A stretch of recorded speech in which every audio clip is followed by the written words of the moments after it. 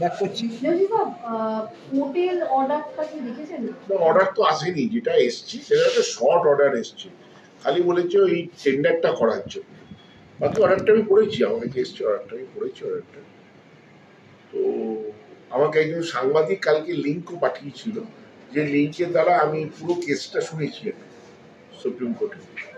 তো সেখানে মেন যেটা জাজ সাহেব বলেছেন, আমি যেটা দেখলাম যে মেইন জাজমেন্টটা যখন আসবে তখনই কিন্তু অ্যাকচুয়াল বোঝা যাবে কি হতে চলেছে। তো তবে আমার মনে হয় যাদেরকে দায়িত্ব দিয়েছে নাগেশ্বর রাও এবং এআইএফএফ, এটা নাগেশ্বর রাও কিন্তু একা দায়িত্ব দেয়নি, ওটা এআইএফএফ কে দিয়েছে দেখার জন্য, সবাই মিলে আমার মনে হয় ইমিডিয়েট টেন্ডার করে। কিন্তু আমি খুব আশঙ্কিত যে টেন্ডারে আদৌ কেউ পার্টিসিপেট করবে কিনা। এই অবস্থায় টেন্ডারে কেউ পার্টিসিপেট করবে বলে আমি মনে করি না। ভালো কেউ টেন্ডারে যে কেউ পার্টিসিপেট করতে পারে, আপনিও করতে পারেন, আমিও করতে পারি, কিন্তু রিলায়েন্সের সমগোত্রীয় না এলে তো আমার ফুটবলটা নিচের দিকে যাবে। তো সেরকম কেউ আসবে কিনা আমার খুব শঙ্কা আছে। আর একই সঙ্গে এই যে সময় সাপেক্ষ হয়ে যাচ্ছে ব্যাপারটা, এটা দেখুন আমি তো বলি যে সুপার কাপ এআইএফএ বলেছিল, সুপার কাপ কোথায় কিছু জানতে পারছেন? আজকে তো সেকেন্ড সেপ্টেম্বর, তৈরি করতে বলেছে, আজকে 2 সেপ্টেম্বর।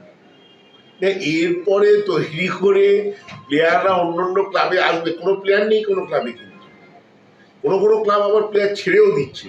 কালকে একটি ক্লাব, বড় ক্লাব প্লেয়ার ছেড়ে দিচ্ছে, কারণ এখন কোনো খেলা নেই। তো সেই খেলা কবে আইএসএল হবে কেউ জানে না।